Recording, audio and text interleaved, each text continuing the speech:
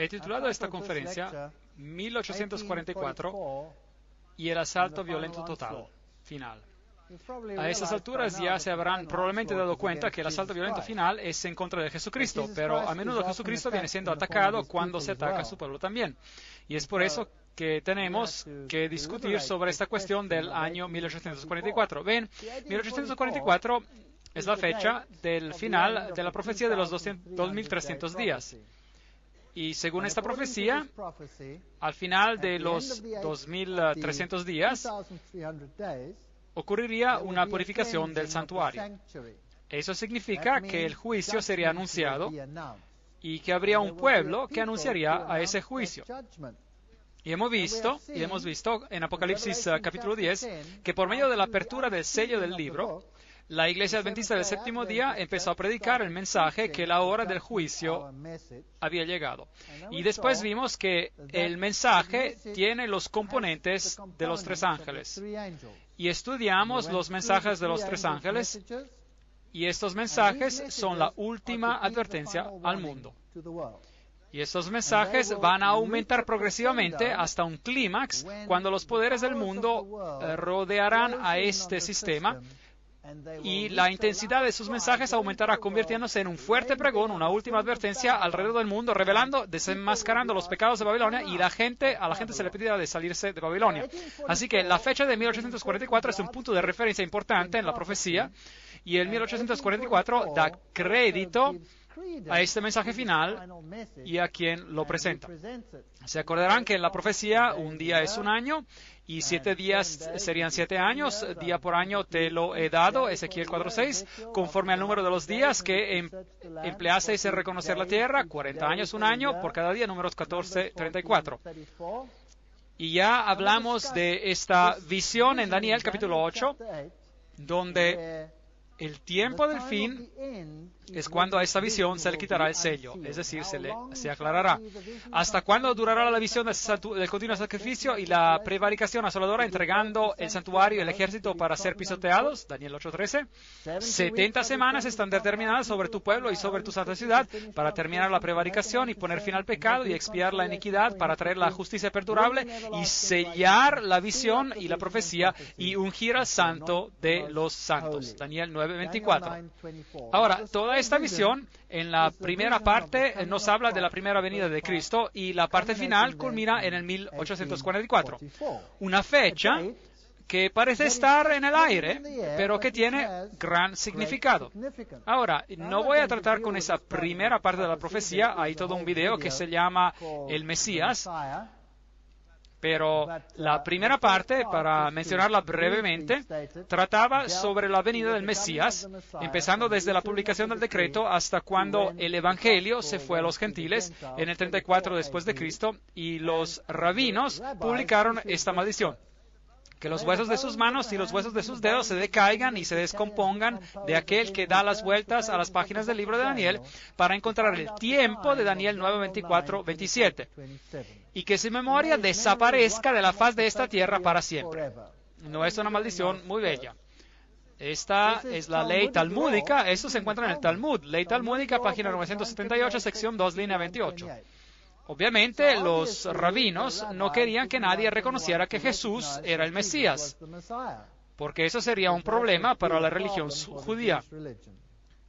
Así que es un hecho muy triste que esta profecía de los 2300 días, donde la primera porción identifica al Mesías, está bajo tal maldición. ¿Ustedes creen que es posible que la última parte de la misma profecía, que introduce a un pueblo que va a querer poner a Jesucristo de regreso en su lugar correcto, estaría también bajo una maldición? ¿Es posible? ¿No creen que es posible?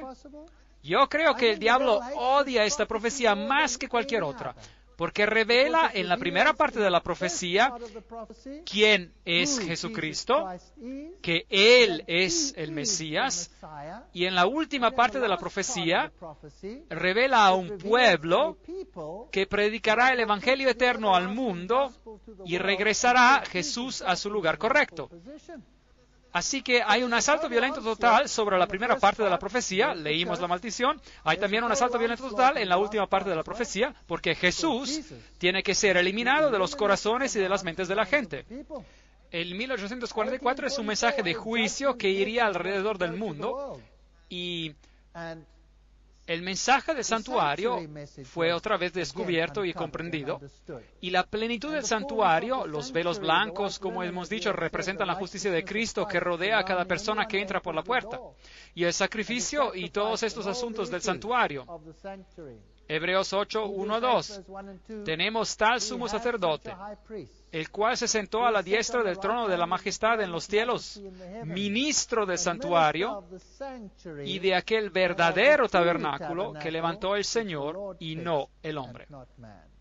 Así que existe un tabernáculo, un santuario celestial según Hebreos 8, ¿sí o no? Sí. Ahora, esta doctrina del santuario celestial, donde Cristo oficia como sumo sacerdote, es una doctrina que está siendo duramente atacada en el mundo. ¿Por qué? Porque pone a Jesucristo de regreso al centro como el único Salvador en el mundo, y también nos dice sobre su ministerio y dónde Él está oficiando, en el lugar santo o en el lugar santísimo. Eso es muy importante, porque según la doctrina adventista del séptimo día, el 1844, el tiempo del juicio, tiene que ser el Yom Kippur, y Él tiene que haber ingresado al lugar santísimo. Ahora, si esto es así, la Iglesia Adventista del Séptimo Día tiene un mensaje especial para el mundo. Primeramente, un mensaje que explica el santuario, el ministerio de Jesús, la hora del juicio, pero también los hace a ellos los portavoces del mensaje final. Y eso es un problema. Uno no puede tener una denominación que es el portavoz del mensaje final. Uno tiene que quitar a esa denominación de esa posición y hacerla parte de la olla, del crisol, del ecumenismo.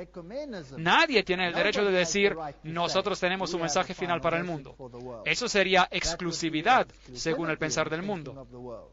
Así que la fecha de 1844 está fuertemente bajo ataque, y la doctrina de que Jesucristo entró en el lugar santísimo en el 1844 y luego el santuario será purificado, el día antitipo de la expiación está también bajo fuerte ataque. Hebreos 9:3, tras el segundo velo estaba la parte del tabernáculo llamada el lugar santísimo. Ahora, la palabra lugar santísimo, aquí en la Biblia, es en griego Hagia Hagion. Eso es lo que dice. El lugar santísimo, y Pablo aquí utiliza esta palabra Hagia Hagion para el lugar santísimo. Y se encuentra definitivamente después del segundo velo. Muy importante. Así que la palabra Hagia Hagion se utiliza para el lugar que está detrás del velo. Así que hasta 2300 tardes y mañanas, luego el santuario será purificado. Daniel 8:14, 457 a.C., el decreto salió, 1844 es la fecha que resulta cuando uno suma los 2300 años a esta fecha inicial. La primera parte de la profecía aquí está dividida en 70 semanas y está cortada del resto de la profecía, y cumple tan perfectamente con el Mesías que los judíos, los rabinos, han maldecido cualquiera que estudie este texto para evitar que encuentren el Mesías. Y ahora, ¿qué hay con esta fecha de 1844? Es el anuncio del juicio, y hay un grupo particular de personas que salen de una gran desilusión, que predicarán este mensaje y que guardarán los mandamientos de Dios y se aferrarán al testimonio de Jesús. Pero Cristo, más estando ya presente Cristo, pontífice, es decir, sumo sacerdote, por su propia sangre entró una sola vez en el santuario, habiendo obtenido eterna redención. Hebreos 9, 11, 12, Reina Valera Antigua.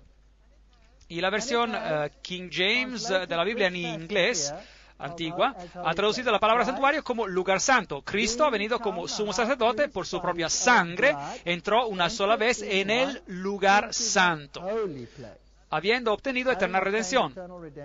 Y la palabra utilizada aquí en griego es hagion, lugar santo. Y de hecho, hagion no solo significa lugar santo, puede también traducirse como santuario, así como viene citado en la Reina Valera Antigua. La versión King James en inglés antiguo lo traduce como lugar santo. El hecho importante es que cuando Jesús murió, y fue resucitado, Él ingresó en el santuario. Ahora, ¿dónde ministraba cuando ingresó en el santuario? Si hay un santuario celestial. Bueno, según lo que leímos, Él ingresó en el santuario y tiene que haber entrado en el lugar santo. Eso es lo que leemos en la King James y la versión en inglés clásico. Ahora, si Él ingresó en el lugar santo después de su resurrección, eso significa que según la tipología judía, algún tiempo después de esto, en cierta fecha, Él tiene que pasar del lugar santo al lugar santísimo. ¿No es eso correcto? Algún tiempo después de esto, en cierta fecha. Por ahora no sabemos cuál es esa fecha, pero tenemos una profecía que nos dice que después de 2300 días, el santuario será purificado. Eso significa que tenemos una fecha, el año 1844, donde Jesús podría ir del lugar santo al lugar santísimo. Esa es la única profecía sobre este asunto. Así que Cristo entró en el lugar santo, en el lugar santísimo, cuando ascendió al cielo. Jesucristo se convirtió en sumo sacerdote por su propia sangre, habiendo obtenido eterna redención. Hebreos 9:12. 7 fiestas judías anuales como prototipo y antitipo. ¿Se acuerdan que las estudiamos? La Pascua, la fiesta de los panes sin levadura, la fiesta de los primeros frutos, y estas fiestas nos hablan de cuando Jesucristo murió, cuando se quedó en la tumba y cuando resucitó, y después hay la fiesta de las semanas, el Pentecostés, y cuando Jesús vino por primera vez, Él pagó el precio por el pecado. Eso es lo que hizo. Y después acontecen las fiestas que anuncian el juicio, hablamos de ellas, la fiesta de las trompetas que anunciaban el juicio. Eso representaría el movimiento que anuncia la segunda venida de Jesucristo, movimiento que empezaría en el 1844. Y si esto es correcto, y el día de la expiación, y es decir, del juicio investigativo y la fiesta de los tabernáculos, y el tiempo de este juicio investigativo es el momento en el cual estamos viviendo hoy en día. Y el 1844 es una fecha tope potente. Se anuncia el ir a la casa, la cosecha de la redención. Así que cuando Jesús vino por primera vez, Él pagó el precio por el pecado. ¿Nos llevó a todos de este terrible planeta? ¿Sí o no? No. Cuando Él regrese por segunda vez, tendremos la cosecha de la redención. Después todos los salvos serán llevados a Él. Y el día de la expiación representaba el momento anual de la purificación del santuario terrenal. Así que básicamente la doctrina dice que desde el 1844, porque esta es la única fecha que tenemos, nosotros hemos estado viviendo en lo que la Biblia llama la hora del juicio. Así que 1844, la hora del juicio, después el fin del mundo y después viene la eternidad. En aquel tiempo se levantará Miguel, el gran príncipe que está de parte de los hijos de tu pueblo, y será tiempo de angustia, y será libertado tu pueblo, todos los que se hallen escritos en el libro, Daniel 12:1. Pero recordamos que se le dijo a Daniel, cierra las palabras y sella el libro hasta el tiempo del fin, Daniel 12:4. Ahora, ya hablamos sobre esto cuando hablamos en la conferencia sobre el capítulo 10 de Apocalipsis. Así que no voy a explicar esto en gran detalle otra vez. Consta decir que el tiempo del fin venía definido en ese capítulo como el final de los 1260 días, 538 después de Cristo, supremacía papal, hasta el 1798 después de Cristo. Y después de ese tiempo, el mensaje de los 3 ángeles sería anunciado por el mundo. Ahora, ¿sabe lo que es fascinante? Es que el mundo ha cambiado algunos de estos criterios. Por ejemplo, ellos dicen que Cristo no entró en el lugar santo, pero que Él entró en el lugar santísimo. Y si usted tiene una versión moderna, eso es lo que dice. Cambiaron las palabras en la mayoría de las versiones modernas, donde la Reina Valera antigua tenía santuario y la versión antigua en inglés, King James, tenía lugar santo. Ellos cambiaron la palabra a lugar santísimo. Y ahora tenemos un problema. Porque en griego, lugar santísimo se dice con las palabras hagia, hagion, y nuestro texto solo dice hagion en griego. No dice hagia, hagion. ¿Y por qué cambiarían ese texto? Ven, si Jesús ingresó en el lugar santísimo, cuando Él fue resucitado de los muertos y se fue al cielo, no hay nada de especial que ocurre alrededor del año 1844. ¿Entienden esto? Mientras que si Jesús ingresó en el lugar santo, bueno, la fecha del 1844 se convierte en prominente y hay un mensaje especial y un pueblo especial que lo va a dar. Así que la fecha de 1844 tiene que ser cancelada, removida, y hay movimientos enteros que tratan de removerla, movimientos terribles. Ahora, mi pregunta es simple, y es esta. Si Jesús subió al cielo, para servir en el santuario. Y la Biblia dice que Él no entró por medio de la sangre de corderos, machos, cabríos, pero por medio de su preciosa sangre. Pues, ¿cuándo sirvió en el lugar santo? Si supuestamente Él empezó su ministerio en el lugar santísimo. Si algunas de las versiones modernas de la Biblia están en lo correcto y Jesús ingresó en el lugar santísimo, ¿cuándo ministró en el lugar santo? Porque después de todo, en el santuario terrenal, que es una copia del santuario celestial y es una copia del servicio del ministerio que ocurre en el santuario celestial, Jesús tiene que haber servido por un tiempo en el lugar santo. ¿Y cuándo ocurrió esto? Bueno, tiene que haber sido antes de que Él vino a esta tierra, ¿correcto? Porque cuando Él se fue de esta tierra, supuestamente le ingresó en el lugar santísimo, según algunas de las versiones modernas. ¿Es eso correcto? Muy bien.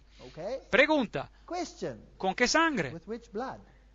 ¿Con qué sangre Él sirvió en el lugar santo antes de venir a esta tierra? ¿Con la sangre de corderos y machos cabríos? No. Así que, en otras palabras, Jesús no pudo haber entrado en el lugar santísimo cuando Él se fue al cielo. Él solo hubiera podido entrar en el lugar santo. Así que no importa cuánto ellos lloren, y no importa cuánto se lamenten sobre el hecho de que la fecha 1844 es una fecha profética, ellos van a tener un problema. Jesús solo hubiera podido ingresar en el Hagion, en el santuario, en el lugar santo, cuando Él se fue al cielo, porque ese momento era la primera vez que Él tenía su propia sangre con la cual poder ministrar. Eso significa que Él tiene que haber entrado en el lugar santísimo después, y la única fecha que tenemos para esto es el año 1844, así que 1844 permanece, sea que nos guste o no. Ahora, acerca de esta fecha del final del tiempo, o fecha del tiempo del fin, durante este mismo periodo que el remanente predica un mensaje de separación, Satanás organiza una falsa unión, empezando con la Revolución Francesa. ¿Se acuerdan? Él reemplaza la ley de Dios con su propio estándar terrenal llamado los derechos humanos. Y él organiza el fascismo y pone también el ojo de Lucifer y la serpiente dadora de vida y el gorro de Mitra también. En este mismo periodo vemos el surgimiento de la francmasonería, del espiritismo, de la teosofía, de los falsos profetas, del movimiento mormón, los testigos de Jehová, el movimiento de la ciencia cristiana, y al mismo tiempo Dios levanta una barrera, un estandarte contra esto, los que guardan los mandamientos de Dios y predican el mensaje de los tres ángeles. Solo la iglesia adventista del séptimo día hace esto. Ninguna otra iglesia en todo el mundo, ninguna otra iglesia en el mundo predica el mensaje del santuario o de lo que el santuario simbolizaba. Hay solo una iglesia que lo hace en todo el mundo, la iglesia adventista del séptimo día. Es algo extraño. Acontecimientos interesantes ocurren alrededor de 1844. Karl Marx se une a la Liga de los Justos en 1842 y que después se convierte en la Liga de los Comunistas. Él empezó a escribir el Manifiesto Comunista en 1844. ¿Y qué dice ese documento? Dice que no hay Dios, y menos aún Jesucristo, así que destacamos de Él. Así que Jesucristo viene removido. Y al mismo tiempo, hay otro mensaje que sale al mundo. Darwin, el origen de las especies. El origen de las especies es el misterio de los misterios. ¿Cuándo empezó él a escribirlo? Esta es la introducción al origen de las especies y usted encontrará algo interesante. Me he permitido especular sobre este tópico y tomé algunos breves apuntes que después expandí en el 1844. Esto es muy interesante. Es la segunda vez que encontramos el 1844 en un lugar muy prominente, donde tenemos un engaño para el final de los tiempos que ingresa al mundo. Y hay un pequeño grupo que dice, no. Hay muchos otros también, pero no tienen la totalidad del mensaje de los tres ángeles, ni tienen el mensaje del santuario.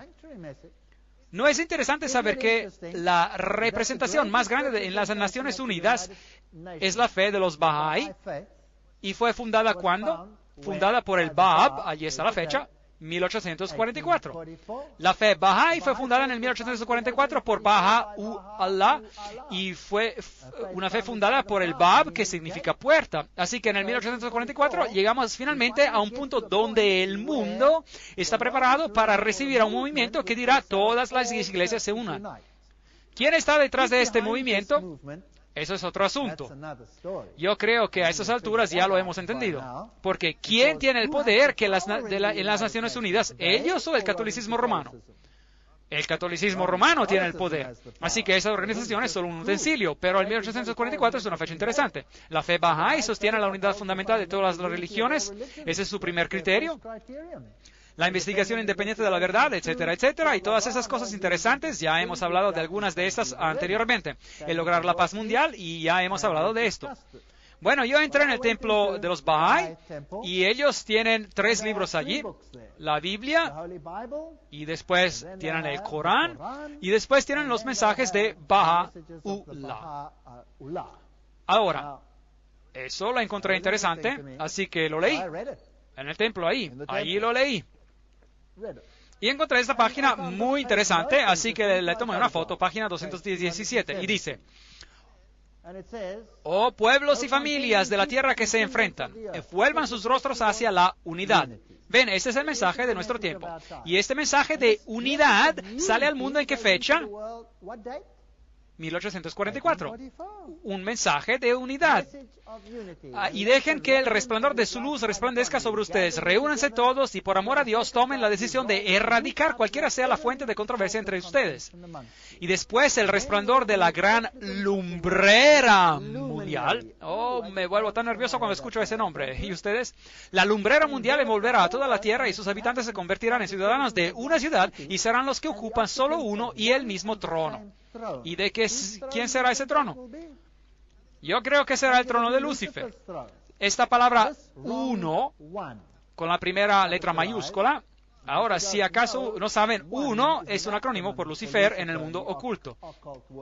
Él, desde los días tempranos de su vida, no ha querido ningún otro deseo, no ha tenido ningún otro deseo que este, y continuará a abrigar ninguna otra esperanza que esta. No cabe duda ninguna que las personas de este mundo, de cualquier raza o religión, derivan su inspiración de una fuente celestial y están sujetos a un Dios. La diferencia entre las ordenanzas bajo las cuales ellos moran se tienen que atribuir a los requisitos de exegesis diferentes explicaciones de la edad en las cuales se revelaron. Todos ellos, excepto unos pocos, que son el resultado de la perversidad humana, fueron ordenados por Dios. Eso es interesante. Todos ellos en el mundo fueron ordenados por Dios, excepto unos pocos que son perversos. Me pregunto quiénes son. Ellos han sido ordenados por Dios y son una reflexión de su voluntad y propósito. Levántense y armados con el poder de su fe, quebranten en pedazos los dioses de sus vanas imaginaciones y los que diseminan el conflicto entre ustedes. Aférrense a los que los llevan a juntarse y a unirse. Difícil de imitar. 1844, un mensaje de unidad. 1844, un mensaje de separación. ¿Quién da el mensaje de separación? Este grupo raro que predica el mensaje de los 3 ángeles. Y dice aquí, unos pocos que son el resultado de la perversidad humana. Interesante. Dan Whitley escribe, como Bahá'í, yo me considero como un ciudadano del mundo y creo firmemente que el mundo se está acercando a lograr ser una comunidad global unida, una familia humana. La unidad en la diversidad puede sonar como otra cuña periodística, unas palabras que endulzan, en un tiempo cuando el contenido es menos importante que la presentación. La verdad es que el concepto de la unidad en la diversidad es un concepto profundamente espiritual, es un principio fundamental de la fe de los Bahá'í y es un concepto esencial que tiene que ser considerado cuando se trata de encontrar solución a la multitud de problemas globales. Así que este grupo es la más grande representación en las Naciones Unidas, así que este no es un, por así decir, pequeño grupo perdido en un rincón del mundo. Y ellos están allí por una razón, para tener una opinión mayoritaria. ¿Qué significa ser ecuménico? Significa todo el mundo habitado, que sirve al equivocado, al poder equivocado, el espiritismo moderno y todos esos asuntos que hemos tratado. El séptimo ángel derramó su copo por el aire y salió una gran voz del templo del cielo, desde el trono, diciendo, hecho está. Apocalipsis 16:17. Tarde o temprano Dios va a terminar con esta mentira en este planeta. Y todas las personas como Blavatsky y Annie Besant y Alice Bailey y sus doctrinas de demonología serán expuestas por lo que son, porque ellas literalmente adoran a Lucifer, y de hecho esto fue publicado por la compañía publicadora de Lucifer, así que ¿a quién más podrán adorar? Después cambiaron este nombre a Lucis Trust, Fundación Lucis, para esconder el nombre, y son todos estos profetas extraños los que surgieron. Aquí hay otra fecha interesante, 1844.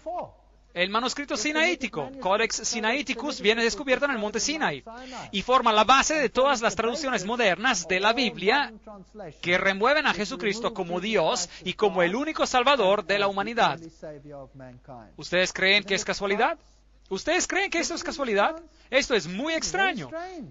Al mismo tiempo, cuando este mensaje de separación y de adorar a Dios y de darle gloria a Él, de que hay un solo Salvador y un Evangelio, una manera de ser salvo, todas esas cosas se juntan y la fecha es el año 1844. ¿Y ustedes se acuerdan de Génesis 3:15? Y pondré enemistad entre ti y la mujer, y entre tu simiente y la simiente de suya. Esta te herirá en la cabeza y tú le herirás en el calcañar. El versículo viene cambiado por el catolicismo en que ella te herirá en la cabeza. Así que aquí vemos a esta batalla interesante que se desarrolla en los últimos días. Este es Robert Mueller. Él era el subsecretario general de las Naciones Unidas, ¿se acuerdan de él? Las religiones mayoritarias en el mundo, al final, todas quieren la misma cosa, a pesar de que nacieron en diferentes lugares y circunstancias. Ustedes se acuerdan de este asunto. Lo que el mundo necesita es una convergencia de las diferentes religiones en búsqueda de la definición de las leyes cósmicas o divinas que tendrían que regular nuestra manera de portarnos. Un ecumenismo espiritual mundial. Eso es lo que ellos quieren. Que todo se junte. Lograr la paz será imposible sin primero domar el fundamentalismo por medio de una religión unida que profesa fidelidad solo a la espiritualidad global y a la salud de este planeta. Así que estos dos grupos están veniendo en oposición el uno con el otro. La religión del Nuevo Mundo, nos dice Alice A. Bailey, tiene que ser basada sobre esas verdades que han perdurado a lo largo de los tiempos y se están continuamente formando en el pensamiento humano. Y por ellos las Naciones Unidas luchan. Mi gran sueño personal es de lograr una alianza increíble entre todas las mayores religiones y las Naciones Unidas. Robert Mueller. Así que las iglesias se juntan. Dos mensajes en el mundo. Ahora, la Iglesia Adventista del Séptimo Día también tiene el mensaje: no acepten la marca de la bestia. El sábado es el día del Señor.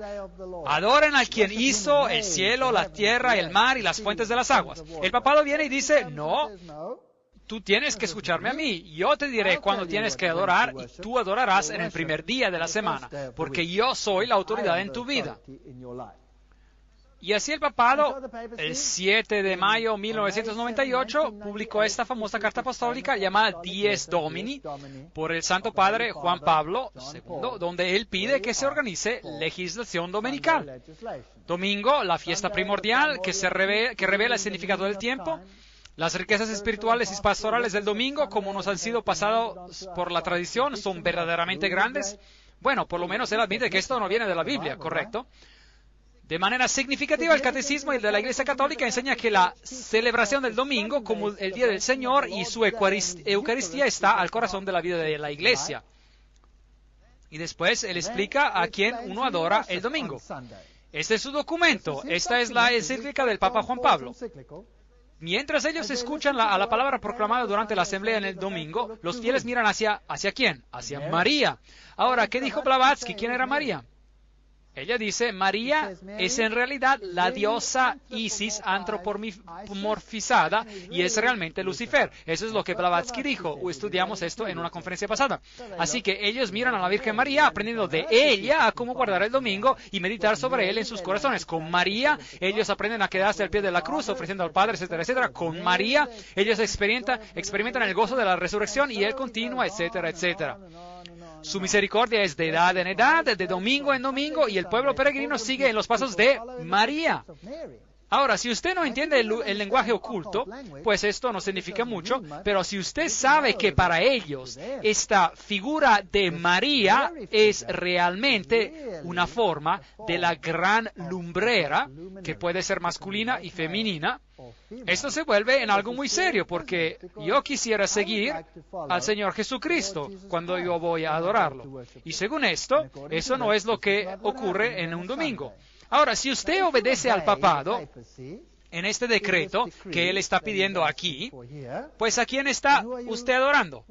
¿A Dios o al que está escrito aquí? Obviamente, al que está escrito aquí. Y él sigue. Solo en el IV siglo reconoció la ley civil del Imperio Romano este acontecimiento semanal, determinando que en el día del sol, los jueces, la gente de las ciudades y de las diferentes cofradías, gremios, no trabajarían.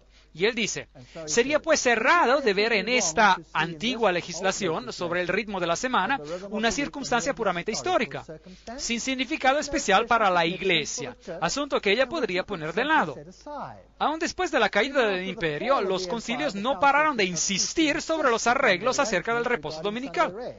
Así que él dice, no piensen que eso era historia, estoy hablando de ahora. Y después él sigue y cita la famosa encíclica de Papa Leo, Rerum Novarum, que yo les cité en gran detalle, ¿se acuerdan?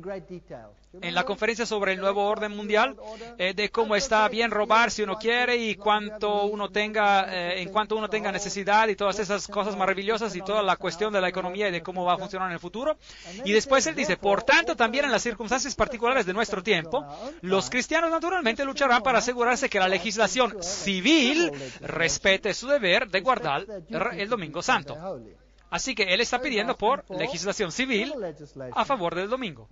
Y el periódico Sunday Times, Londres, 5 de julio de 1998, dijo, el Papa lanza una cruzada para salvar el domingo y pone en claro que en el domingo no se tiene que trabajar porque tiene que ser celebrado como el Día del Señor. Esto lleva al Papa a una confrontación con la palabra de Dios y la cuestión del sábado. Hasta el ministro del Interior israelí quiere introducir el domingo, aquí dice en alemán. Esto es algo interesante. Junio del 2000 en el periódico Süddeutsche Zeitung en München, Alemania. Así que tenemos a los derechos humanos. Sí, pero esos derechos humanos tienen límite y el límite es que uno tiene derecho a ellos solo en cuanto uno obedezca al sistema papal. Aquí hay un derecho a la libertad de religión, pero la libertad de religión significa que ya no se permite predicar a nadie sobre Jesucristo o sobre cualquier doctrina, porque eso sería una ofensa de la libertad de la otra persona, no de su libertad. Y después él publicó esta fascinante carta apostólica que se llama Ad Tuendam Fidem, y significa defender la fe, y por medio de la cual ciertas normas vienen introducidas en el Código de la Ley Canónica y en el Código de los Cánones de las Iglesias del Oriente, Catholic World News. Y el Canon 1436 de la Iglesia Católica tiene ahora que decir, según el Papa Juan Pablo II, quien quiera que niegue o se ponga cualquier verdad que tiene que ser creída con fe divina y católica o repudia la fe cristiana en su totalidad y no entra en razón, después de haber sido advertido de manera legítima, tiene que ser castigado como un hereje. Oh, fascinante. Así que el Papa Juan Pablo II pide que las personas que no están de acuerdo con él tienen que ser castigados como herejes. ¿Cuándo fue la última vez que ellos hablaron así? En la Edad Media. Increíble. Ellos pueden ser castigados con castigos, incluyendo también la deposición, es decir, el quitarle a uno lo que le pertenece. Y aparte de esos casos, quien quiera rechace una doctrina mantenida de manera definitiva por parte del pontífice romano, pregunta, ¿no acaba él de definir que nosotros tenemos que guardar el domingo, sí o no? Bueno, ¿qué pasa si yo soy un adventista del séptimo día, y yo digo que la Biblia dice que el séptimo día es el sábado? ¿Entro yo en conflicto con él, sí o no? Sí. Por parte del pontífice romano o del colegio de obispos que ejercen su magisterium auténtico, o también esta persona acepta una doctrina condenada por parte de ellos como errada. No acaba de decir que lo que él cree y que cualquier otra cosa no es correcta, y no regresa a sus sentidos después de haber sido advertido de manera legítima. Esta persona tiene que ser castigada con una pena apropiada. Palabras muy bellas. ¿Cuál era la pena apropiada en el pasado? La muerte. La muerte era la pena apropiada. ¿Usted cree que ellos podrían llegar a ese punto? ¿Usted cree que podrían llegar hasta ese punto? Bueno, eso es interesante. Y después ordenamos que todo lo que ha sido declarado por nosotros, la palabra nosotros está escrita con la primera letra mayúscula, todo lo que ha sido declarado por nosotros en esta carta apostólica, motu proprio, es decir, siendo realizada por su iniciativa, es firme y tiene validez. Y nosotros ordenamos que sea incluido en la ley universal de la Iglesia Católica, es decir, en el Código de la Ley Canónica, en el Código de los Cánones. Dado en Roma, San Pedro, el 18 de mayo de 1998, en el 20º año de nuestro, escrito con la primera letra mayúscula, nuestro pontificado. Es bastante arrogante, las palabras nosotros y nuestro, escritas con primera letra mayúscula. ¿Quién más las utiliza? Nosotros y nuestro con la primera letra mayúscula. Dios. Hagamos al nombre a nuestra imagen. Génesis 1:26. Así que el Papa dice aquí de manera muy críptica que Él es Dios. y que Él domina sobre usted y que Él le está diciendo de guardar el domingo, sea que le guste o no. ¿Se acuerdan que cuando estudiamos Apocalipsis capítulo 10, yo les dije que hay en realidad solo dos movimientos religiosos mundiales en el mundo? Uno es el sistema católico romano y el otro es la Iglesia Adventista del Séptimo Día. El sistema católico romano predica, guarda el domingo y guarda mis mandamientos. Y la Iglesia Adventista predica, guarda los mandamientos de Dios y permanece fiel a Él. Y el sábado es una señal de la obediencia a Dios. Guarda el sábado, escuchan a la palabra de Dios y no escuchan a la palabra del hombre. Bueno, ¿se acuerdan de esto? Hecho en el 1969 por la Iglesia Católica, no fue el creador del universo en Génesis 2 de 1 a 3, pero la Iglesia Católica puede defender el honor de haber otorgado al hombre una pausa de su trabajo cada 7 días. La razón y el sentido común demanda la aceptación de una o de la otra de estas alternativas, o el protestantismo y el guardar el sábado como día santo, o el catolicismo y guardar el día domingo como santo. Un compromiso es imposible. ¿Se acuerdan de esta cita? Esta era Roma hablando. Y ella dice, el domingo es la descendencia de la Iglesia Católica, ya hemos leído de esto, y los protestantes no han tomado represalia sobre esta situación.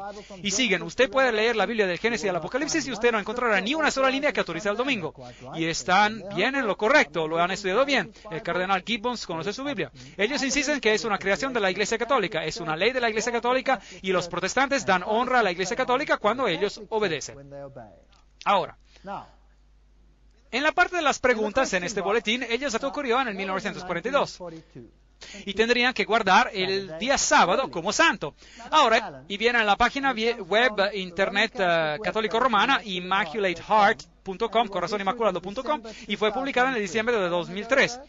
No es hace mucho tiempo, ¿verdad? Bueno, déjenme leérselo. Es algo muy fascinante lo que la Iglesia Católica Romana tiene que decir hoy en día sobre este asunto. La mayoría de los cristianos, aquí están las referencias, esto viene directamente de ellos, no de mi parte, yo no me he inventado esto. La mayoría de los cristianos suponen que el domingo es el día de adoración de que la Biblia aprueba. La Iglesia Católica Romana protesta que es ella que transfirió la adoración cristiana del día sábado bíblico al domingo. Y que tratar de argumentar que el cambio se hizo en la Biblia es algo deshonesto y una denegación de la autoridad católica. Si el protestantismo quiere basar sus enseñanzas solo en la Biblia, tendría que adorar en el sábado. Muy bien, esa es la Iglesia Católica Romana que habla hoy.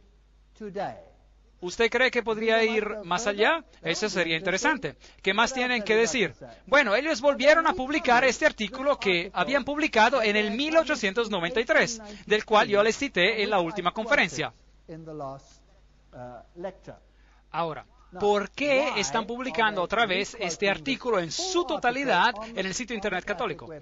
Bueno, ellos están diciendo aquí que en el 24 de febrero del 1893, la Conferencia General de los Adventistas del Séptimo Día adoptó algunas resoluciones que apelaban al gobierno y al pueblo de los Estados Unidos sobre una decisión de la Corte Suprema que declaraba que los Estados Unidos eran una nación cristiana y sobre una acción del Congreso que decía que podía legislar sobre el tema de la religión.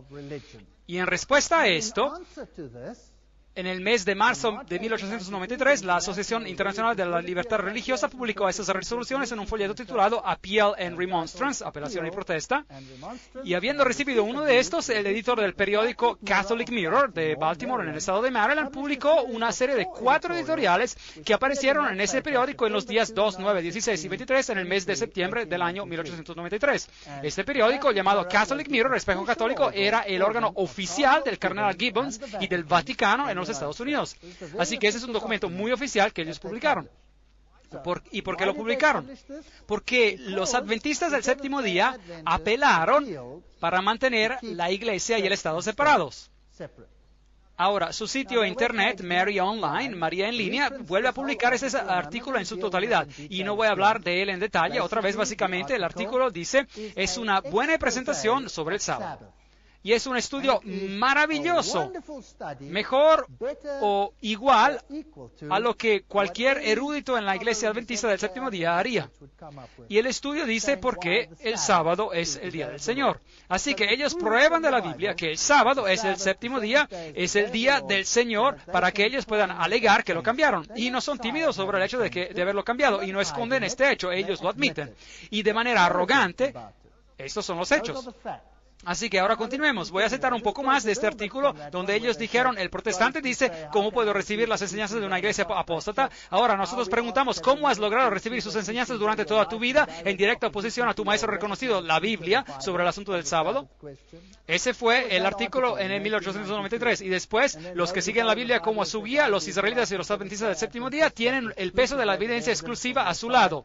Así que publicaron este artículo otra vez. Y después, ellos afirman aquí, los adventistas son el único cuerpo de cristianos que tienen a la Biblia como a su maestro y que no pueden encontrar ninguna evidencia en sus páginas por el cambio del día desde el séptimo al primero. Y es por eso que se llama adventista del séptimo día. Y seguimos. Ellos escriben aquí, no hay ningún protestante que vive hoy en día que haya jamás obedecido a ese mandamiento, prefiriendo seguir a la iglesia apóstata, entre comillas, en vez de obedecer a su maestro, la Biblia, que desde Génesis a Apocalipsis no enseña ninguna otra doctrina, si es que los israelitas y los adventistas del séptimo día están en lo correcto. Los dos grupos afirman que la Biblia es su maestro infalible. Dejen que la Biblia decida si es que el sábado o el domingo es el día que Dios manda ser guardado. Uno de esos dos grupos tiene que estar en una posición errada. Y después ellos dan este largo estudio bíblico sobre este asunto. Y después hay una nota editorial. Y ahora, noten esta nota editorial interesante. Fue en este punto que la Reforma fue condenada por el Concilio de Trento. ¡Increíble! ¿Sabían ustedes que toda la Reforma falló al Concilio de Trento a causa del asunto del sábado? ¿Sabían ustedes esto? ¡Increíble! ¿Qué ocurrió? Interesante. Ven, los reformadores habían constantemente acusado, así como viene dicho aquí, que la Iglesia Católica había apostatado de la libertad, así como está contenida en la palabra escrita. La palabra escrita, la Biblia y solo la Biblia. Así dice el Señor, estas eran sus santo y señas constantes, y las escrituras, así como están escritas, son el único estandarte de la apelación. Esta era la plataforma proclamada de la Reforma y del protestantismo. Las escrituras y la tradición. Esto es lo que la Iglesia Católica decía. La Biblia, así como viene interpretada por la Iglesia y según el consenso unánime de los padres, esta era la posición y la reivindicación de la Iglesia Católica. Este era el asunto principal en el Concilio de Trento. Punto interesante. El concilio fue llamado especialmente para considerar las cuestiones que se habían levantado y habían sido forzadas a la atención de Europa por los reformadores. ¿Sabían ustedes que la Reforma hubiera podido tener éxito? Hubiera podido tener éxito. Finalmente, después de este estrés mental largo e intensivo, porque había muchos católicos que estaban preparados a renunciar a la tradición y a aceptar a la Biblia y solamente a la Biblia. Fueron asuntos de punta, bien mordaces. El arzobispo de Reggio entró al concilio básicamente con el siguiente argumento para el grupo que se aferraba solo a las escrituras. Y él dijo, los protestantes alegan basarse solo sobre la palabra escrita. Ellos profesan a aferrarse solo a las escrituras como su estándar de fe. Ellos justifican su rebelión con el pretexto de que la iglesia ha apostatado de la palabra escrita y sigue la tradición. Ahora, los protestantes alegan que ellos se basan sobre la palabra escrita y esto no es verdad. El hecho de que ellos profesan de aferrarse solo a las escrituras como su estándar es falso. Prueba de esto, la palabra escrita explícitamente manda la observancia del séptimo día como el sábado. Ellos no observan el séptimo día, pero lo rechazan. Ese fue su argumento. Si ellos verdaderamente se aferraran a las escrituras solamente como a su estandarte, ellos estarían observando el séptimo día, así como las escrituras lo mandan. Pero ellos no solo rechazan la observancia del sábado, así como viene mandado en la palabra escrita, pero ellos han adoptado y practican la observancia del domingo, por el cual ellos tienen solo la tradición de la iglesia. En consecuencia, su reivindicación de que solo las escrituras son su estandarte se derrumba, y la doctrina de la escritura y la tradición como esencial queda establecida de manera completa, y los protestantes mismos son jueces de este asunto. Así que la Reforma falló a causa del asunto del sábado. Esto es muy interesante. Y después él sigue. Esta fue la inconsistencia de la práctica protestante comparada con la profesión protestante que dio a la Iglesia Católica la razón ansiosamente deseada y buscada por largo tiempo para poder condenar al protestantismo y a todo el movimiento de la Reforma como a una rebelión egoísta contra la autoridad de la Iglesia. Y después ellos siguieron, y esta es hoy en día la posición de las partes en esta controversia. Hoy en día, como lo demuestra este documento, este es el asunto vital sobre el cual la Iglesia Católica procesa al protestantismo y sobre el cual ella condena la dirección del protestantismo popular como siendo indefendible y que se contradice a sí mismo y suicida. Bueno, ¿qué van a hacer esos protestantes? ¿Qué van a hacer este protestantismo? ¿Qué van a hacer? Increíble, ¿qué desafío les dieron? ¿No fue acaso es un desafío?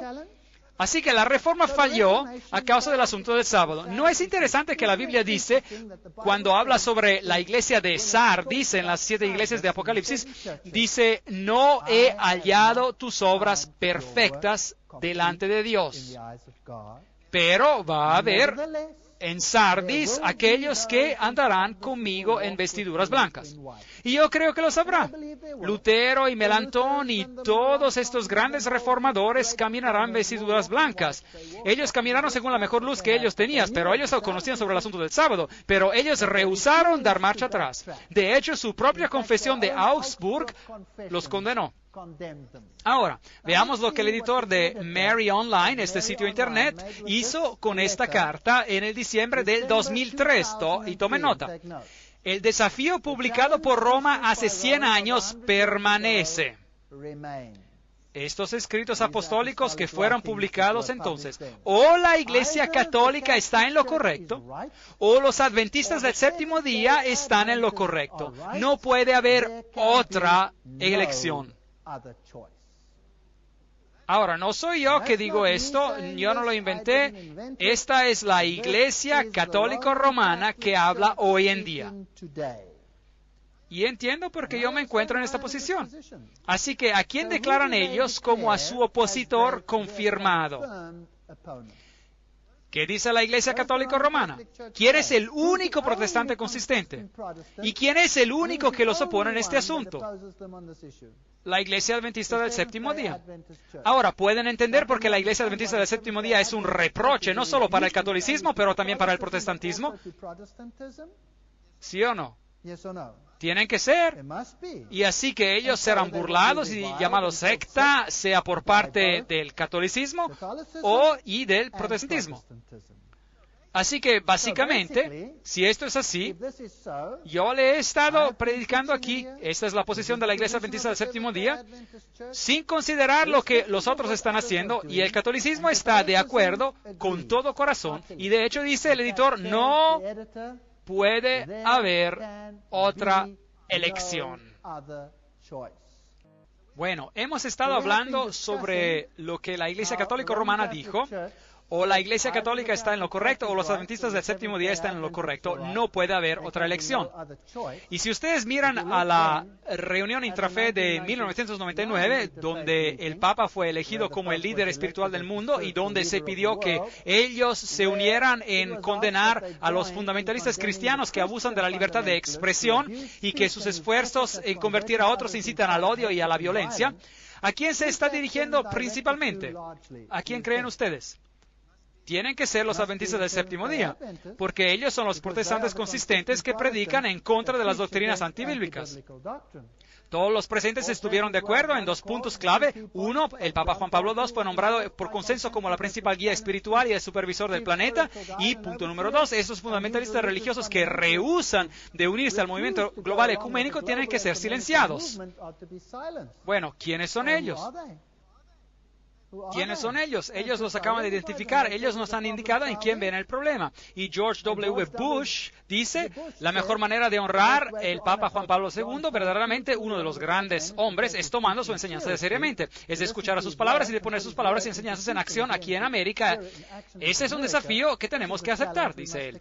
Así que, ¿los Estados Unidos aceptarán la doctrina papal o van a aceptar la doctrina bíblica? La doctrina papal, él acaba de decirlo. Así que ellos quieren hacer leyes, y esta es otra cosa que el Apocalipsis nos dice. Ellos lo harán. Así que podemos ver un enfrentamiento mundial que está por venir. Ahora, echémosle un vistazo a estas citas interesantes. Cada una de ellas tiene aquí su referencia. Dios obra en muchas maneras, por medio de muchas fes y agencias religiosas. Esta es la razón por la cual se eliminan las doctrinas no esenciales. ¿Ven? Si algo no encaja en el ecumenismo, ¿qué tienen que hacer con este asunto? Tienen que deshacerse de él. ¿Y qué pasa con lo que no encaja en el ecumenismo? El guardar el sábado, y tiene que desaparecer. Otras medidas se tomarán también en este departamento de las religiones y de la educación sobre el cual el Cristo gobierna, y Él se moverá para restaurar los puntos de referencia antiguos, para eliminar lo que no es esencial y para reorganizar el panorama religioso total en preparación de la restauración de los misterios. Estos misterios, una vez restaurados, unirán a todas las fes. Pregunta. ¿Podemos nosotros aceptar eso, sí o no? La respuesta es no. Eso es un asunto serio. La escritora de la nueva era, Natalie Banks, dice, mirando para abajo de la superficie de los eventos turbulentos exteriores, nos damos cuenta del movimiento de expansión que se mueve hacia la eliminación de esa separación sectaria y a distanciarse del confiar en la doctrina y dogma duros y firmes. Y al mismo tiempo hay una búsqueda más intensa por una comprensión más profunda de las enseñanzas interiores y de su aplicación a los enormes problemas de hoy en día. Pues, ¿qué están esperando? Ellos quieren deshacer de esas doctrinas que separan. ¿Pueden ver cómo el sábado se está convirtiendo en un asunto importante? ¿Cómo nosotros tendremos que representar la verdad y la justicia y a Jesucristo? Y a Jesucristo se lo va a tirar a la trituradora de papel. Ese es un asalto violento total a Jesucristo, atacando a su pueblo. Thomas Ehrenzeller, un director de los World Federalists, federalistas mundiales, indica, un número creciente de personas están financiando una reacción en contra de la ola de fanatismo religioso fundamentalista. La dirección correcta que se tiene que tomar es la que conducirá a un nuevo mundo de unidad y a una ley mundial. Una cita después de la otra. Alice A. Bailey dijo lo mismo. El día está amaneciendo en cuando todas las religiones serán consideradas como emanando de una gran fuente espiritual. Ellas aceptarán las mismas verdades, no como conceptos teológicos, pero como esenciales para la vida espiritual, de la hermandad de las relaciones humanas. Bueno, eso parece bello, así como está escrito, pero no es lo que Dios dice. Así que los esfuerzos explícitos de las Naciones Unidas eventualmente darán fruto, y una nueva iglesia de Dios reunida de todas las religiones y grupos espirituales, unida, dará fin a la gran herejía del separatismo. Amor, unidad y el Cristo resucitado serán presentes, y Él nos demostrará la vida perfecta, la gran herejía del separatismo. ¿Qué dice el fuerte pregón? La última advertencia. Salgan y sean separados. Aquí hay un gran choque, un conflicto. Ahora yo entiendo por qué las Naciones Unidas se han propuesto de venir a hablar a mi denominación y a decir, hay solo una vía, y esta es las Naciones Unidas. Hay solo un cuerpo que lo va a lograr, y esa es las Naciones Unidas, etcétera, etcétera, etcétera. Bueno, él a lo mejor dijo todo esto, pero para mí personalmente yo no estoy interesado en esto. Ella dice que las personas iluminadas no tolerarán al autoritarianismo en ninguna iglesia o al totalitarismo en ningún sistema político. Ellos no aceptarán o permitirán al gobernar de ninguna organización de hombres que trata de decirles lo que tienen que creer para ser salvos. ¿Qué ocurre si la Biblia dice, hay solo una vía bajo el cielo y sobre la tierra por la cual uno puede ser salvo, y esa es por medio de Cristo Jesús? Ellos no nos van a permitir decir eso, ¿correcto? Uno ya no puede decir eso. Bueno, eso es ya en contra de la ley, está en contra de las leyes de odio. William Irving Thompson, un miembro de la nueva era, indica que la forma de la iglesia en la nueva era se quedará la misma. Así que los que van a la iglesia es menos probable que noten que ha habido un cambio en el mensaje. Él dice, la nueva espiritualidad no rechaza los patrones anteriores de las grandes religiones universales. El sacerdote y la iglesia no desaparecerán. No serán forzados a no existir en la nueva era. Ellos vendrán absorbidos en la existencia de la nueva era. ¿No es eso brillante? Dios ha llamado a un movimiento desde el 1844 para mantenerse firme en contra de este movimiento. ¿Y qué crisis vamos a tener que enfrentar? ¿Qué crisis vamos a tener que enfrentar? Tengo la peor invitación para ustedes en el mundo. ¿Cómo les gustaría de unirse a una organización que va a convertirse en la oveja negra del mundo, la más desagradable, la más odiada secta en todo el mundo? Y ellos guardan el sábado en contra de una ley de la Iglesia Católica Romana que se tiene que propagar en todo el mundo. Y vengan ustedes y conviértanse en un miembro de una secta odiada. ¡Qué invitación bella! ¿Quién la va a aceptar? A mí no me parece muy buena. Pero ¿qué ocurre si el otro lado va a ver la ira de Dios y Dios ha prometido de proteger a todos los que se aferran a su palabra? ¿No sería ese un escenario interesante? ¿Y quién respondería a una invitación así? Yo les digo quién va a responder. Solo aquellos que realmente creen y confían que Jesús lo va a lograr. Ninguno más. ¿Hay acaso un mensaje mejor de separación que este? Yo no creo. Yo no creo. La preparación de hombres y mujeres de buena voluntad se necesita para introducir nuevos valores para la vida, nuevos estándares de comportamiento, nuevas actitudes. El maestro mundial se preocupará principalmente de los requisitos de un nuevo orden mundial y de la reorganización de la estructura social. Este era un folleto de la organización World Goodwill, Buena Voluntad Mundial, y no es una organización de chiste, fue fundada por todos los grandes líderes del mundo. Robert Mueller escribe, las religiones mayoritarias del mundo tienen que acelerar dramáticamente su movimiento ecuménico y reconocer la unidad de sus objetivos en la diversidad de sus cultos. Las religiones tienen que activamente cooperar para alcanzar una comprensión sin precedentes de los misterios de la vida y de nuestro lugar en el universo.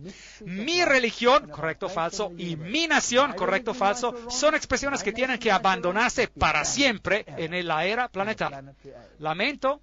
Para mí es la Biblia y solo la Biblia, o si no, nada. Jesús estaba en lo equivocado, dice Dwal Cool. ¿Y quién es él? Dwal Cool es un demonio que habló a Alice A. Bailey. Jesús estaba equivocado sobre la división de las ovejas y los cabritos. Se ha pensado que las ovejas irían al cielo y los cabritos irían al infierno, pero es al revés. Acuérdense que esto no es un chiste, de que las Naciones Unidas han dicho de que ellos basan sus escritos sobre ¿quién? Alice A. Bailey, quien canalizó a Dwal Cool. Esto no es un chiste, esto es un asunto serio. El cabrito en Capricornio es el iniciado y de un cierto ángulo esotérico, los cabritos van al cielo porque ellos funcionan en el reino espiritual. Las ovejas se quedan en la tierra hasta que se convierten en cabritos. Eso es pura basura. La entrada en los cielos, declara Dwal Cool, es la entrada en la era de Acuario y Piscis, es decir, las fuerzas cristianas, se menguarán rápidamente. Esta es una guerra sobre Jesucristo. Esta no es una guerra sobre cualquier secta o individuo. Nosotros estamos atrapados en el medio de todo esto y tenemos una elección. La organización World Goodwill dice explícitamente, esta luz radiante, el mensaje de Cristo, no puede tener nada que ver con enseñanzas sombrías de las iglesias que están basadas sobre la muerte, la crucifixión, la agonía, el infierno eterno y la ira de un Dios que se venga. Para construir una nueva civilización basada en la naciente nueva conciencia en la humanidad, las organizaciones de iglesia, si quieren sobrevivir, tendrán que ajustarse a la jerarquía espiritual, es decir, al liderazgo demoníaco de la nueva era. Ese es un problema. La humanidad no será capaz de hacer la transición de la vida puramente terrenal a la vida universal hasta que la paja sea separada del trigo. La candidata demócrata para la nominación de vicepresidente para el año de 1984 y directora ejecutiva de la World Future Society, la Sociedad Mundial Futura, Barbara Marx Hubbard, no escatima palabras, seguro que no lo hace. Ningún tipo de paz mundial puede prevalecer hasta que los miembros egoístas del cuerpo planetario cambien o mueran. Esta es la elección. Ellos tienen que seguramente morir o cambiar. ¿Qué dijo el Papa? Ellos tienen que ser condenados como un hereje, o ellos tienen que sufrir un castigo apropiado. Bueno, preguntemos a sus colaboradores cuál es el castigo. Cambiar o morir, ese es el castigo. Este hecho es tan horrible como el matar una célula que tiene cáncer. Tiene que hacerse por amor al futuro de la totalidad. Bueno, yo no tengo que leer todas estas citas sobre semillas defectuosas y que tienen que ser cortadas. Dwal Cool, hablando por medio de Alice A. Bailey, dice, un violento germen e infección de estreptococo ha amenazado la vida de la humanidad. El germen hace sentir su presencia en las áreas infectadas del cuerpo de la humanidad. Otra operación quirúrgica podrá ser necesaria para deshacerse. Él tiene que irse. La muerte no es un desastre, se permitirá mucha destrucción. ¿Creen ustedes que estamos enfrente de otra experiencia como los campos de concentración de Auschwitz? No quiero asustar a nadie, pero esas son simplemente citas. Esos obstáculos serán llevados bajo el cuidado de los grandes seres que los cuidarán hasta que haya salud. Muchas gracias. Prefiero que ustedes se queden donde estén. Yo no quiero su tipo de salud. Esto pues, se puede hacer de manera mucho mejor y mucho más rápida sin el cuerpo físico. ¿Ven cuán astutos es todo esto? Bueno, transportémoslos al otro lado. Ruth Montgomery dice que las almas habrán pasado al mundo de los espíritus para reflexionar sobre sus actitudes. Esas son citas increíbles y son verdaderas. No son chistes, no son chistes. El anterior miembro de la nueva era, Randall Baer, dice que los que rehusan la marca de la bestia serán el blanco para ser exterminados en lo que se llamará eufemísticamente centros de reeducación sobre el amor y el traslado, es decir, campos de muerte disfrazados. Uno tiene que cambiar o morir. Esta cita viene de un hombre que ha ganado el premio Templeton. Acuérdense de que Billy Graham también ganó el premio Templeton. Ahora, esa es una persona destacada, es el presidente del Consejo de Editores de la Enciclopedia Británica, director del Instituto para la Investigación Filosófica en Chicago, presidente del proyecto Paideia y fideicomisario honorario del Instituto Aspen y altamente honrado en los foros más altos de este mundo. Y él dice, el doctor Adler, dicho en palabras simples, Adler argumenta que no vamos a poder obtener la paz mundial hasta que obtengamos la unidad cultural. Pero Adler argumenta que hay solo un obstáculo a esta unidad, el cristianismo. ¿Y cuál tipo de cristianismo? El que se aferra solo a la Biblia y solo a la Biblia. El cristianismo alega tener conocimiento sobrenatural y revelación divina que causa división. Y no está abierta al debate racional. Y esto no tendría que ser tolerado. Ahora, esas son personas destacadas que están diciendo esas cosas. Así que un cristianismo que está basado absolutamente en la Biblia no puede ser tolerado. ¿Saben qué? Estoy entusiasmado. ¿Y saben por qué? ¿Y saben por qué? Porque tenemos que estar tan cerca del fin. Y si usted conociera las promesas que Dios tiene guardadas para los que aman, que lo aman, increíble. Y cómo Dios protegerá a su pueblo, así como Él protegió a los israelitas de la antigüedad. ¿Saben estas personas que van a venir plagas? Y que Dios hará una diferencia entre su pueblo y ellos. Él hizo una diferencia entre los egipcios. En ese entonces hubo 10 plagas.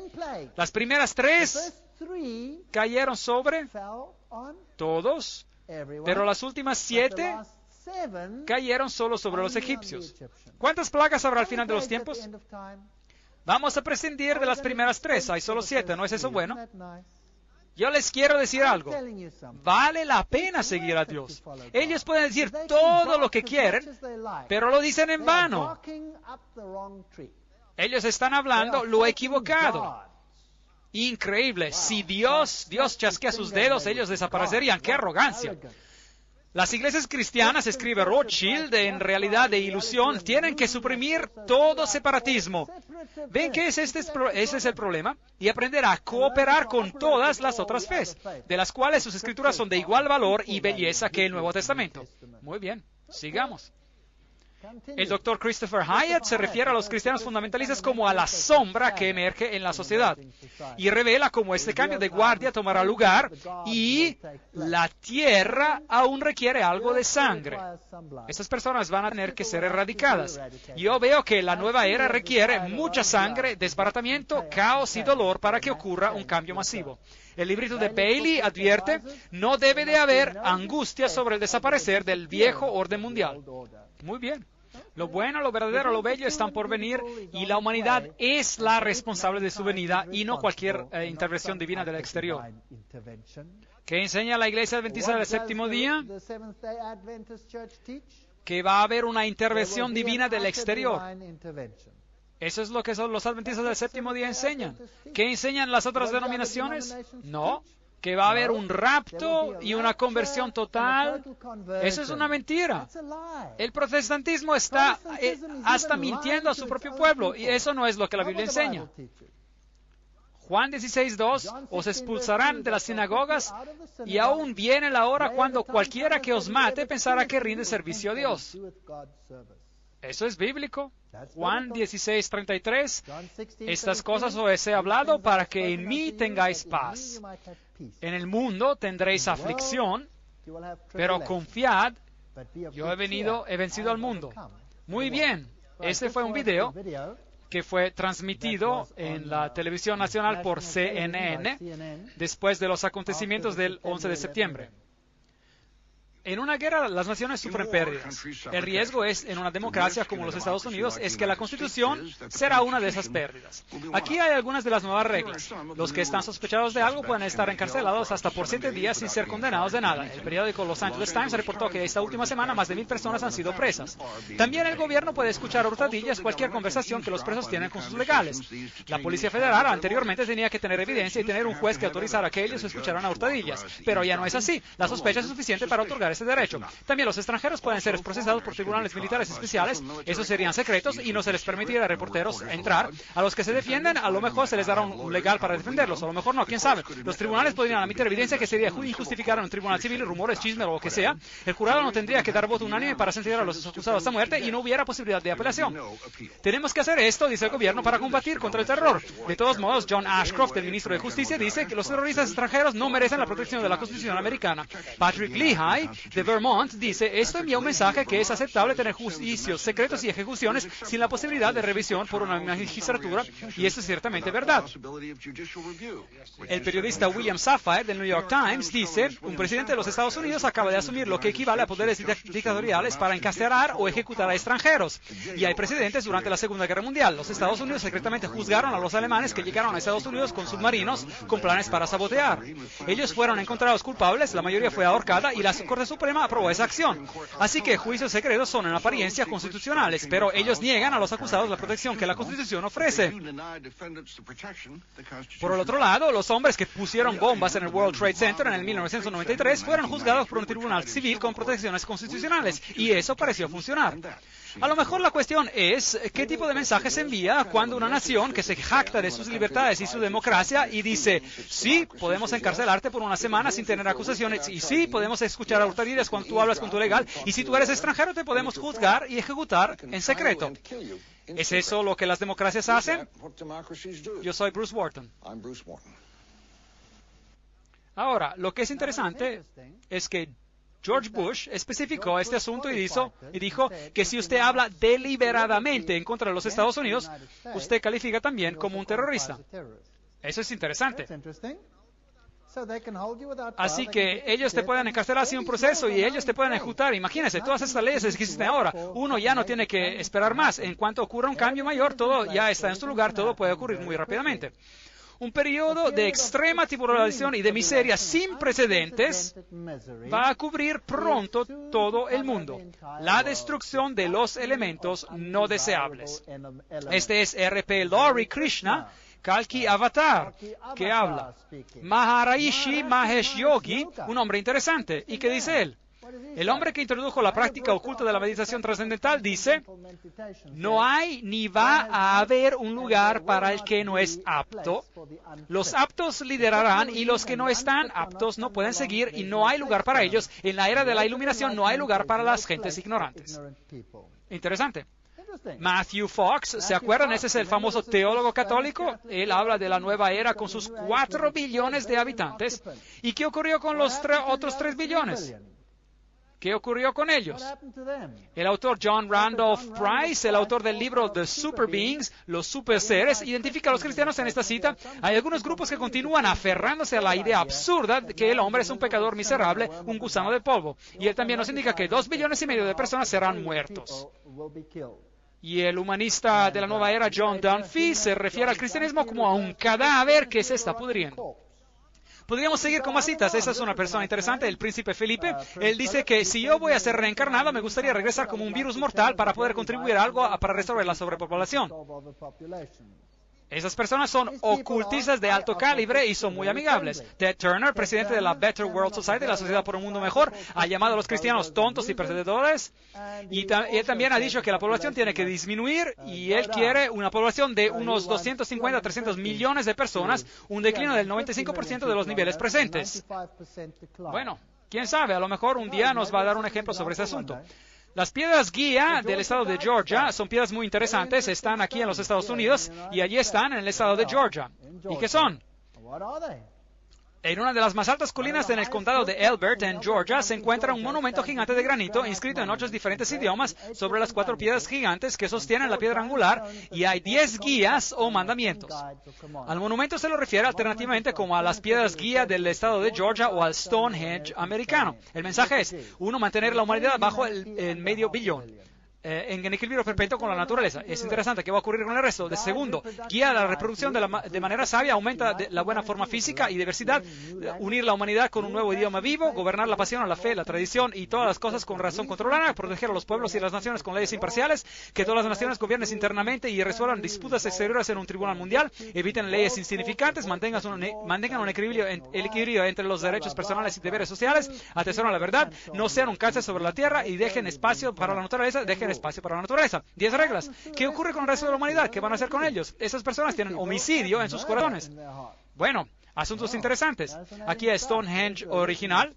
Aquí hay un pequeño hueco en esta roca en Georgia. El hueco en la roca fue perforado en la piedra central para que la estrella del norte, que en la masonería es un símbolo de Lucifer, pudiera verse en cualquier momento. Este fue uno de los varios requisitos que se estipularon por R.C. Christian para construir Stonehenge americano. Y después dice allí en las piedras guía del estado de Georgia que estas piedras guía puedan ser guías en una era de la razón. Era de la razón. Ahora, esa es una frase interesante porque la era de la razón fue un libro escrito por Thomas Paine y su intención era de destruir las creencias judío-cristianas sobre las cuales la República Americana había sido fundada. Asuntos interesantes que se están juntando. Bueno, yo tengo noticias para esos asesinos futuros y para sus pequeños planes. Daniel 2:44 nos dice: y en los días de estos reyes, el Dios del cielo levantará un reino que no será jamás destruido, ni será el reino dejado a otro pueblo. Desmenuzará y consumirá a todos estos reinos, pero Él permanecerá para siempre. Qué promesa tremenda. Malaquías 3:5. Y vendré a vosotros para juicio, y seré pronto testigo contra los hechiceros. Esas personas son hechiceros. Ellos adoran a Lucifer y a los adúlteros, y contra los que juran mentira, y los que defraudan en su salario al jornalero, y a la viuda y al huérfano, a los que hacen injusticia al extranjero, no teniendo temor de mí, dice Jehová de los ejércitos. En el libro 9 de Testimonios en inglés, página 101, Ellen White dice: que pudiéramos ver las necesidades de estas ciudades, así como Dios las ve. En un tiempo como este, cada mano tiene que ser utilizada. El Señor viene y el fin está cerca. Sí, cercano está. Dentro de poco tiempo ya no nos será posible trabajar con la libertad de la cual gozamos ahora. Escenas terribles están frente de nosotros, y lo que tenemos que hacerlo rápidamente. ¿Y por qué estamos tan dormidos? También en mi propia iglesia. ¿Cuántas veces en mi propia iglesia yo escucho: el Señor aún no viene, tenemos aún mucho tiempo? ¿No tienen ellos a vigilantes en la muralla de Sión que vigilan y ven y miran a todas esas cosas? Yo no creo que tenemos mucho tiempo. Yo creo que estamos así de cerca. Y ellos saben quién es el enemigo, lo han identificado. Es nuestro deber emplear todo medio posible para ayudar en la proclamación de la verdad. Tenemos que obrar como nunca hemos obrado anteriormente.